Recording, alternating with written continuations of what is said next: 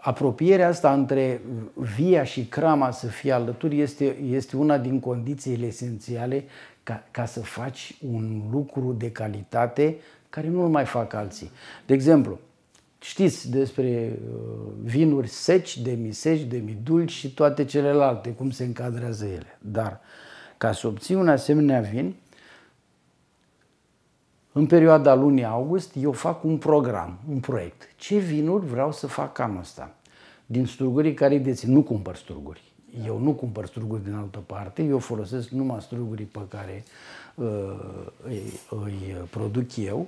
Și atunci, ca să obțin un vin sec, eu trebuie ca strugul respectiv să aibă o acumulare de zahăr de la 210 până la 220 sau 230 de cel mult 230 de grame de zahăr pe litru.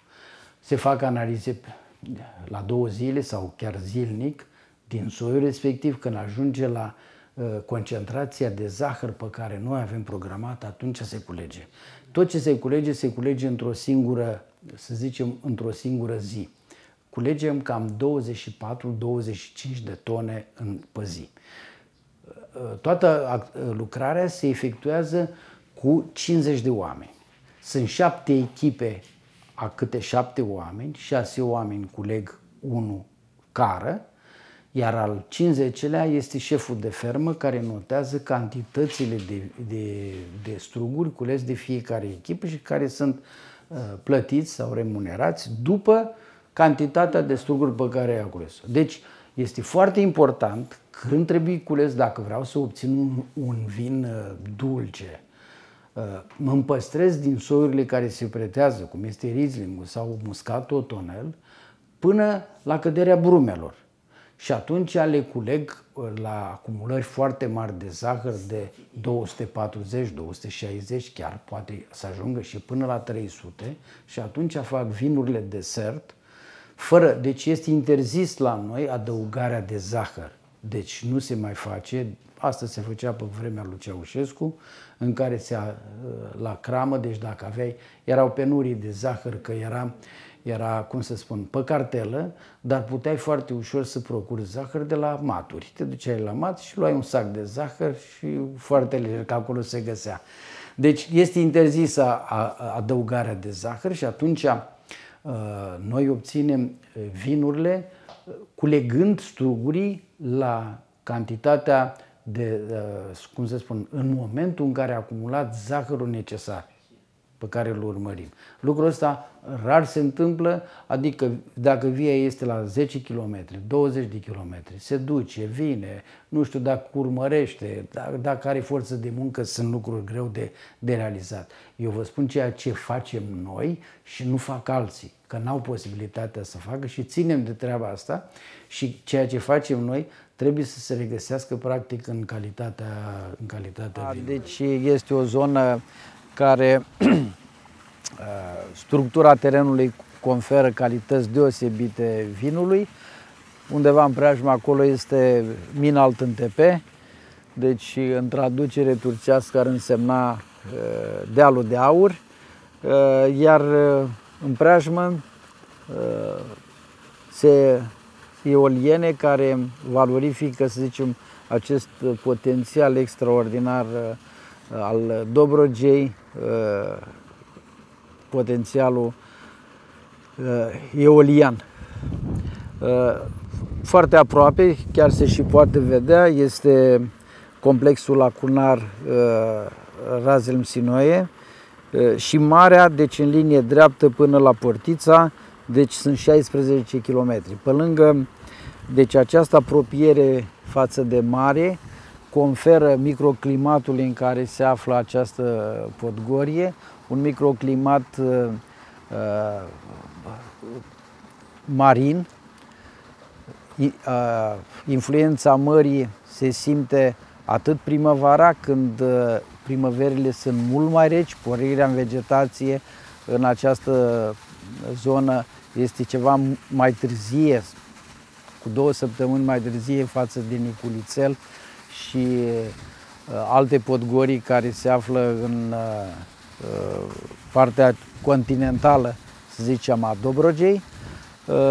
și pe perioada de toamnă, toamnele sunt călduroase și lungi, iernile nu sunt aspre, temperaturile pe timpul iernei rar scad sub minus 15 grade. Lucrările, deci, așa cum am spus, pentru noi cel mai important este ca via să fie întreținută, bine întreținută, să avem struguri de calitate. Toate aceste lucrări le facem cu forță de muncă locală și aș spune chiar mai mult, lucrăm via cu 10 femei care sunt angajate, sunt calificate în meseria de viticultor. Această calificare am realizat-o prin stațiunea Murfatlar în momentul în care am înființat plantația viticolă, deci acum 10 ani. Ele efectuează absolut toate lucrările din vie, de la tăiat până la cules. La cules, bineînțeles, se suplimentează această forță de muncă angajată cu muncitori zilieri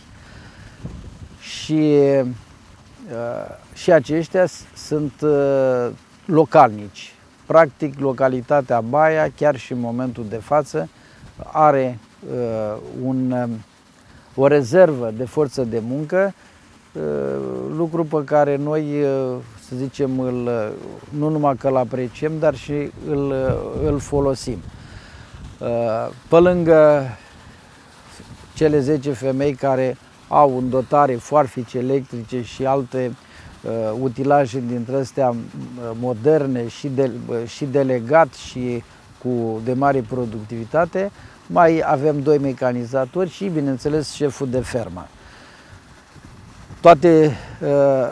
Deci zona în care se află Podgoria este o zonă cu o pluviometrie anuală redusă, deci precipitațiile multianuale sau media multianuală a precipitațiilor în Dobrogea este sub 350 de milimetri pe an.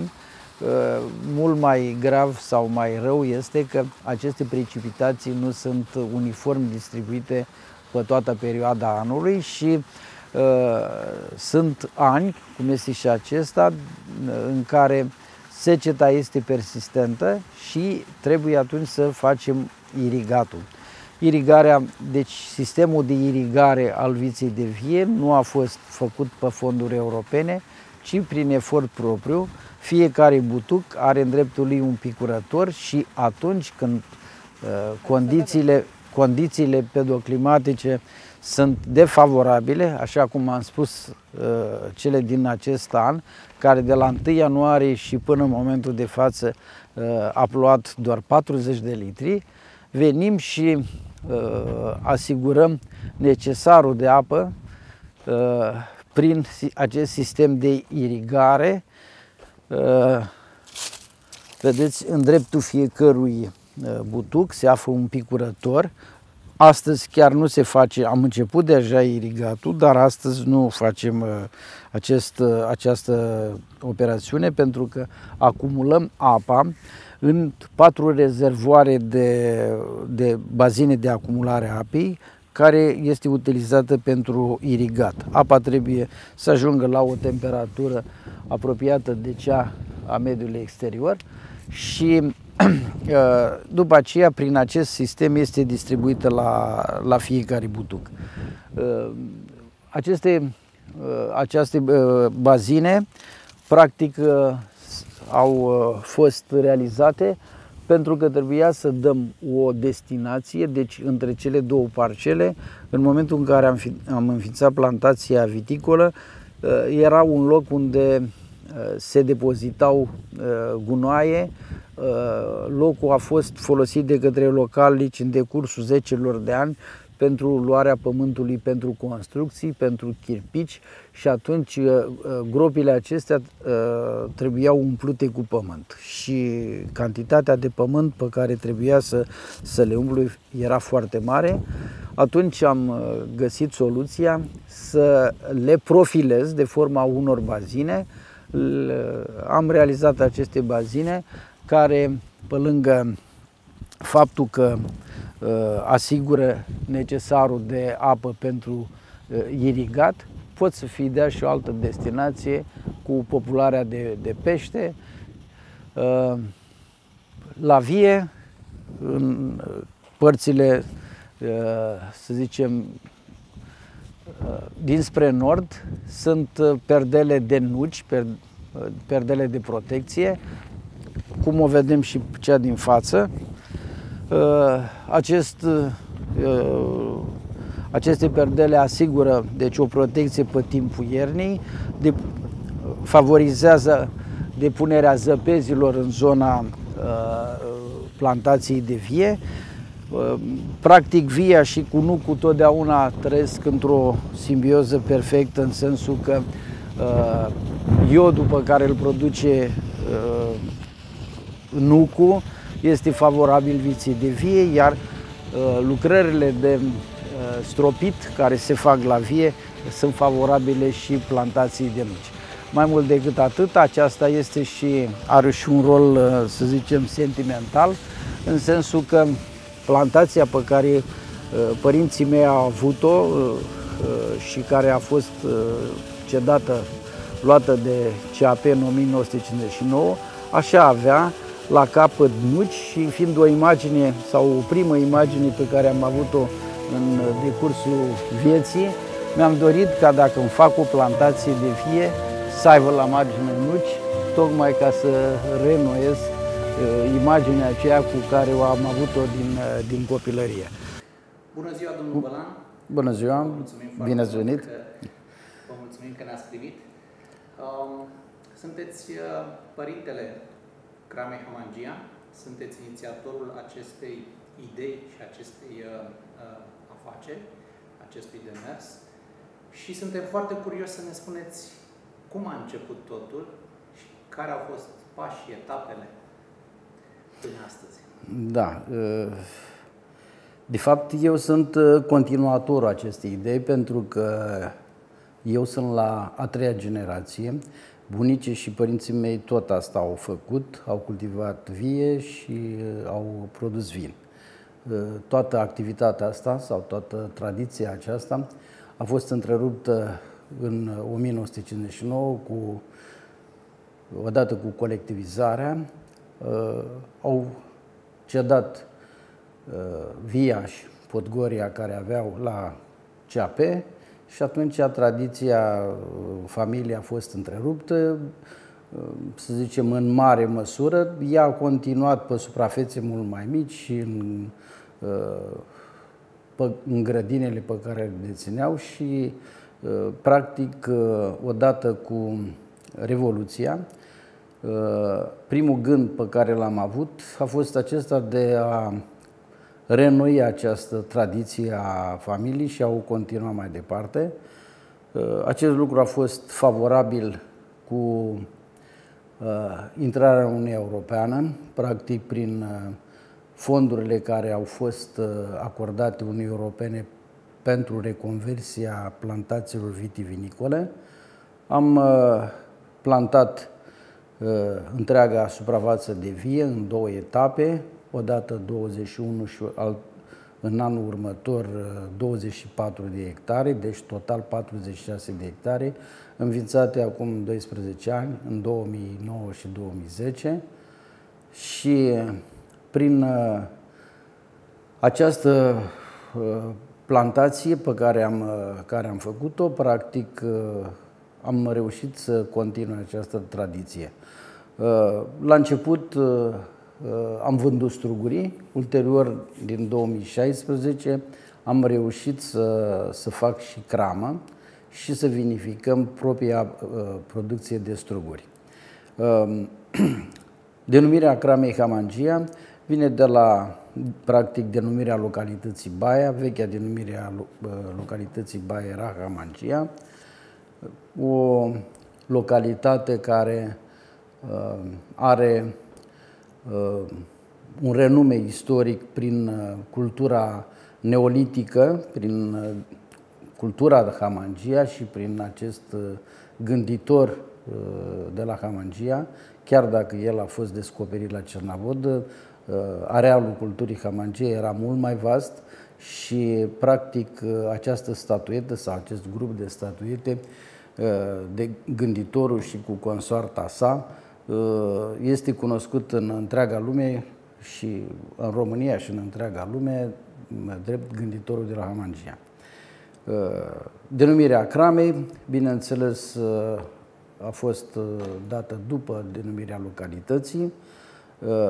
Înainte, în această zonă în care am cultivat eu și aproape în Dobrogea, cultura viței de vie este printre primele locuri care a fost cultivată în România, are tradiție îndelungată, cultura viței de vie. Aceste lucruri sunt dovedite și prin descoperiri arheologice care s-au realizat în apropiere la cetatea Argamu, lângă Jurilovca, unde au fost descoperite amfore în care au fost depozitate vin. Bineînțeles că structura soiurilor de viță și modul de vinificare a trebuit să fie adaptat și față de condițiile sau de poziția pe care comuna o are sau localitatea Baia o are față de delta, deci este în proximitatea deltei și atunci gamele de vinuri pe care le-am ales sunt tocmai inspirate din această apropiere cu delta.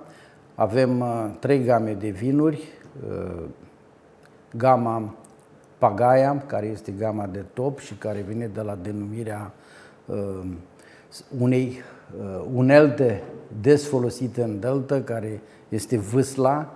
Mai are și alte, să spun, întâmplări deosebite cu renumitul campion Ivan Pațaichin, care, deși la campionatul mondial din Mexic i s-a rupt pagaia, totuși a câștigat concursul. A doua denumire, cea de-a doua gamă, gama de mijloc, este gama Ataman. Atamanul este conducătorul unei formațiuni pescărești în momentul de față. Înainte era conducătorul militar al cazacilor, care s-au așezat în Dobrogea la începutul secolului XVIII și este denumire, să zicem, cunoscută nu numai la cazaci, chiar și la moldoveni, cu denumirea Hatman, este comandantul militar, și la polonezi și la ucraineni. Deci este o denumire care este cunoscută într-un areal mult mai larg. Și cea de-a treia gamă, cultura, care pornește tocmai de la această multiculturalitate etnică a județului și a Dobrogei în general, unde este un mic Babilon în care foarte multe comunități conviețuiesc împreună și împrumută unele de la celelalte din obiceiurile și din tradițiile pe care le transmit fiecare generație și legată cu aceasta și de cultura, să zicem, milenară a viței de vie, așa cum aminteam mai înainte. Ați semnat cu vinurile dumneavoastră câteva caracteristici esențiale ale locurilor. Ați reușit să surprindeți o parte de istorie, o parte de delta, de natură, de ce avem aici. Cum sunt ele primite de către oameni? Cum înțeleg și cum reușiți să transmiteți? Pentru că mi se pare că este și o veleitate a vinului să transmită cultură, să transmită informații legate de locurile astea de unde încep. Cum reușiți să transmiteți acest lucru și ce reacție luați de la oameni când se întâlnesc? Este adevărat. Vinul, să știți că este cel mai bun ambasador al locului de unde este produs, pentru că el, prin calitățile lui, transmite practic o parte din acel teroar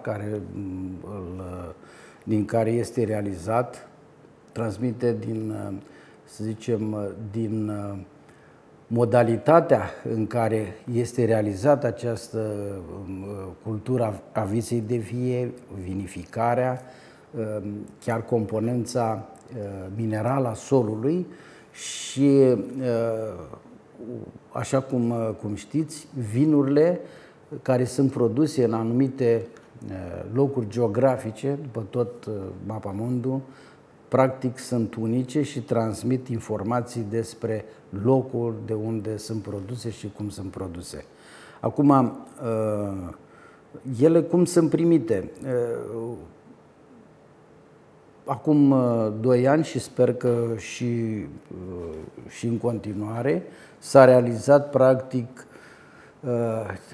un număr foarte mare de turiști care au venit în Delta, deci Delta este un loc foarte vizitat și odată cum să spun, cu venirea acestor turiști în Delta, pe lângă frumusețile pe care le oferă Delta, odată cu specificitatea preparatelor culinare din zonă, orice turist ar dori să servească și un vin produs în această zonă, care este, să zicem, unic prin modul în care el este realizat și transmite practic și gustativ acele informații privind, să zicem, binefacerile soarelui, ale pământului, ale solului și chiar, să zicem așa, hărnicia localnicilor. Și odată cu, cum să spun, cu venirea în Delta, cu vizita în Delta și cu preparatele culinare, deci acest univers pe care îl conferă vinul, deci completează, să zicem, sfera cunoștințelor sau percepțiilor despre acest loc minunat care îl oferă Delta. Haideți să vorbim puțin specific despre caracteristici. Ne-ați spus despre sol, despre combinația asta unică între sol, soare, fel în care știm foarte bine că ne bate soarele în Dobrogea și în Tulcea tot timpul anului. Partea de proces specific pe care îl folosiți pentru obținerea vinului, ce puteți să ne spuneți? Ce detalii puteți să dați? Noi, deci această plantație, ea este o plantație mică și așa și dorim să fie. Deci nu dorim ca să extindem această suprafață. Avem câteva soiuri, dintre cele albe aș menționa Sauvignon Blanc, Fetească Regală, Pinot Gris, Riesling, Muscat Otonel, iar cele roșii, Merlot și Cabernet. Și modul cum facem noi sau cum întreținem via și cum vinificăm, vrem să-l facem diferit de tot ceea ce fac alți producători, în sensul că niciodată nu ne dorim să recoltăm mecanizat, noi recoltăm numai manual, recoltăm numai în lădițe mici, păstrând integritatea strugurilor așa cum este, de la cules și până la cramă. Timpul este foarte scurt, nu durează nici măcar jumătate de oră, pentru că crama este realizată chiar în vie și practic cantitățile de struguri pe care le obținem de la fiecare soi, suprafața pe care o deține fiecare soi este undeva la 5 hectare, iar cantitatea de vin rezultată se poate încadra practic în marele crame sau marele, să zicem, vinării, în categoria ediții limitate. Și vrem să păstrăm aceasta pentru că ceea ce dorim noi de la vinurile noastre și dorim să transmitem consumatorului este tocmai aceste arome pe care vrem să le păstrăm și poate și când vom vedea crama, ar să vedeți și cum le obținem și de fapt le obținem din strugure și vrem să le păstrăm ca în vinul pe care îl obținem. Ideea principală de la care pornim este că să poți să ai un vin bun, trebuie să ai o vie bine întreținută, pentru că sub nicio formă nu se poate obține un vin sau nu poate să ajungă în paharul de vin, ceva ce n-a existat în strugure. Dacă strugurile este de calitate, are aromele specifice soiului pe care în procesul de fermentație nu le risipim și le căutăm să le introducem sau să le transmitem în acel pahar de vin, atunci, practic, ceea ce vă vorbeam la început, informația despre soare, teren, pământ și strădania viticultorului este completă și se poate, să zicem, să ajungă la consumator pe care poate să o înțeleagă. Alături, așa cum ați spus, de un proces de vinificație cât mai autentic, cât mai natural. Nu intrați în zona de industrializare a procesului, ținând aceste ediții limitate cât mai mici și cât mai autentice. Ultima întrebare. Care sunt planurile de viitor? Cum vedeți dezvoltarea acestei, să o numesc pasiuni, priceperi, moșteniri pe care ați dus-o până aici, care ați realizat aceste branduri care presupun că o să înceapă să crească, o să înceapă să fie cunoscute, apreciate. Cum vedeți pașii următori? Domeniul acesta al vinului este unul dintre cel mai concurențial domeniu. Este o piață deosebit de concurențială în care,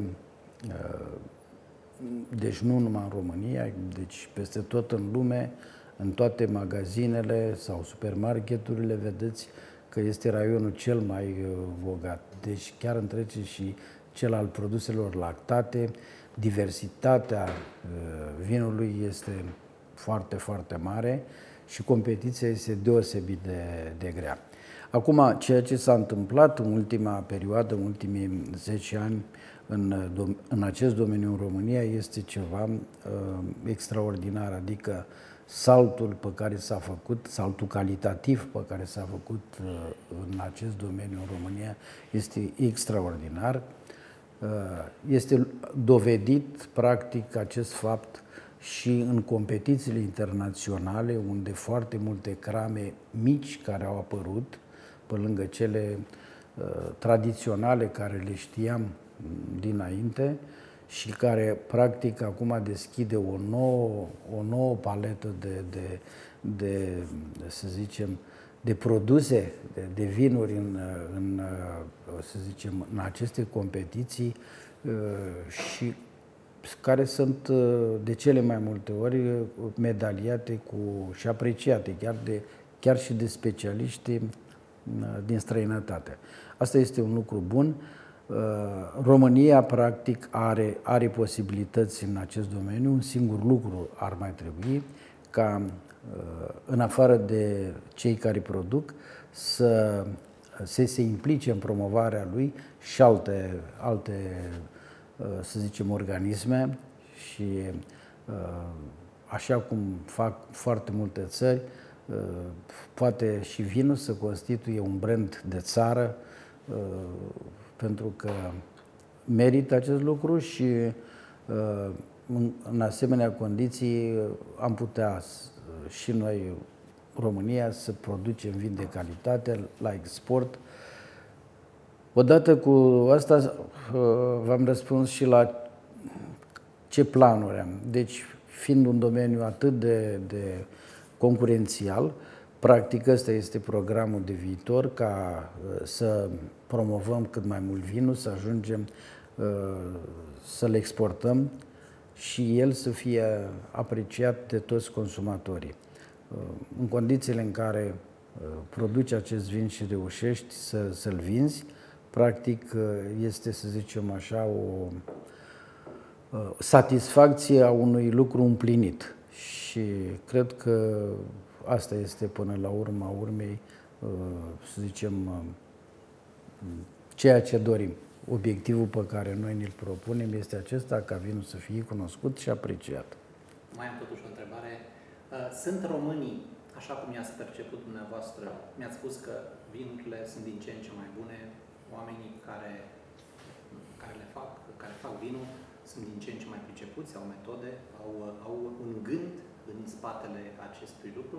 Sunt românii mândri de vinul lor, știu să aprecieze un vin calitativ sau se uită în altă parte? Știu că în țara lor aici, sau iată, în regiune, poate vorbim cu oameni de aici, există alternative de calitate? Vedeți, și aici noi am pornit, noi românii, am pornit cu un handicap în sensul că, practic, noi nu prea am avut o cultură a vinului. Ori, în momentul de față, mulți români, și aș aprecia chiar tineri, au cunoștințe în ce în ce mai bune sau mai avansate despre vinuri. În mare parte se datorează și faptului că au plecat mulți în străinătate și în Franța, în Italia sau în Spania. Acolo există o cultură a vinului, au învățat de acolo care sunt criteriile de apreciere a unui vin și întorși în România încep să aibă niște criterii de apreciere din ce în ce mai exigente. Și atunci, practic, se simte un val al culturalizării în acest domeniu a populației. Deci, cred că este o cale bună și aici chiar de multe ori am fost deosebit de impresionat foarte plăcut de la anumite evenimente pe care am prezentat vinurile, cei mai mulți cunoscători în ale vinului și să le precieze așa cum trebuie au fost tinerii. Și asta mă bucură foarte mult, înseamnă că este un lucru... Deci avem un viitor și suntem pe calea cea bună. Haideți să vă mai întreb ceva, ultima întrebare. Ce am apreciat la efortul dumneavoastră, ați plecat din trecut, ați plecat reînodând o tradiție, dar ați dus-o în viitor.